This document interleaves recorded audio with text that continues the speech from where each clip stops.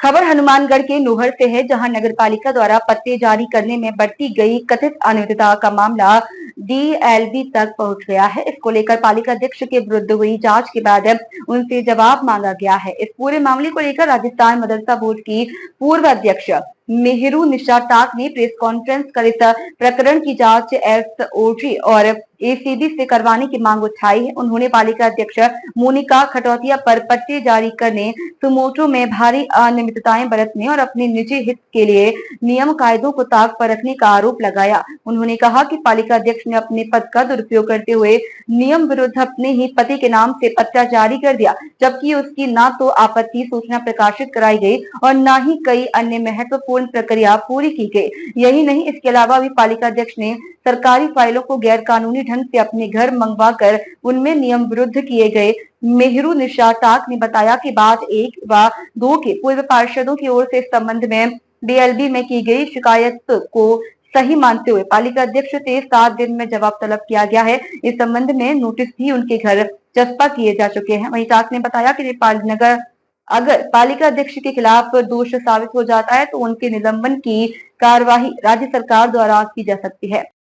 नगर पालिका में मुझे भी सूचना मिली है कि जैसा कि हमारे वार्ड नंबर 1 के पार्षद, पूर्व पार्षद जो हैं और हमारे वार्ड नंबर 2 के पार्षद दिनेश भाटी जी, उन दोनों ने मिलकर एक शिकायत लगाई थी, जिसके बिहाफ में हमारे यहाँ पर 185 पत्रावलियाँ जो हैं जिनकी गुम हो गई थी फाइलें, उनकी एफआईआर भी दर्ज कराई गई थी ईओ द्वारा।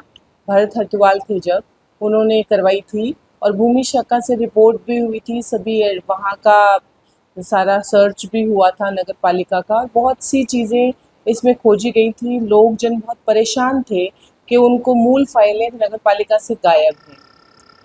इसके संदर्भ के बाद जब लोगों में आक्रोश बढ़ा तो इस पे एक जांच रिपोर्ट बिठाई गई राज्य सरकार द्वारा कि इसमें फैक्चुअली कौन दोषी है जो इस तरह के कृत कर रहा है और लोगों को रिलीफ नहीं मिल पा रहा है। 1-1 साल से लोगों ने पैसे भरवा रखे हैं, फाइलें गुम हैं, फाइलों साइन बिना लोग तरस रहे हैं। उनके जो पैसों की राशि थी वो अब उनकी अवधि समाप्त हो चुकी है, लोगों को दोबारा वहन करनी पड़ेगी। इन सब के पीछे क्या कारण है कि नगर पालिका का ये हाल है?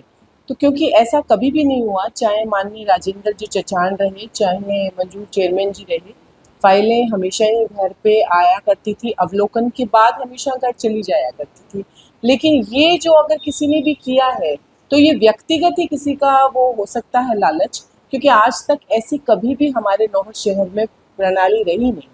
तो मैं इसके लिए आपको सिर्फ इतना ही कहना चाहती हूँ, जहाँ तक मेरे समझ में आ रहा है कि राज्य सरकार ने इसकी चेष्टा की और इस सभी मुद्दों पर एक मुद्दा एक सबसे बढ़कर उभरा, जिसके अंदर हमारी जो चेयरमैन हैं वो मोनिका खटौतिया जी, उन्होंने एक पट्टा अपने पति ओम जी खटौतिया के नाम का बनाया, जिसमें बहुत सारी ऐसी चीज़ें निकल कर आई कि वो पट्टा जो है वो बहुत ही गलत तरीके से सुओ मोटो के खिलाफ बिल्कुल भी उसमें नहीं है।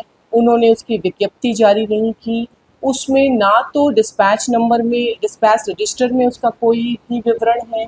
तो इस तरह से बहुत सारी ऐसी चीज़ें हैं जिसका कि राज्य सरकार ने उसकी जांच की और ये जहाँ बहुत सारे अधिकारियों द्वारा हुई, पहले भरत हरतुवाल दी द्वारा हुई, फिर उसके बाद जो है हमारे डीडीआर थे जो उनके द्वारा हुई, अभी गर्ग जी के, फिर भी सेटिस्फाई नहीं हुए लोग।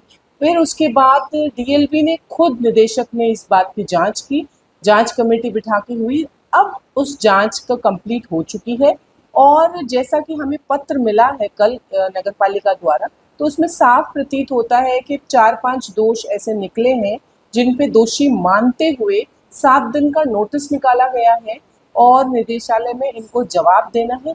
उसके बाद की कार्रवाई राज्य सरकार पर है। तो ऐसा माने कि चेयरमैन के खिलाफ कार्रवाई भी हो सकती है। राज रतन पाली की रिपोर्ट।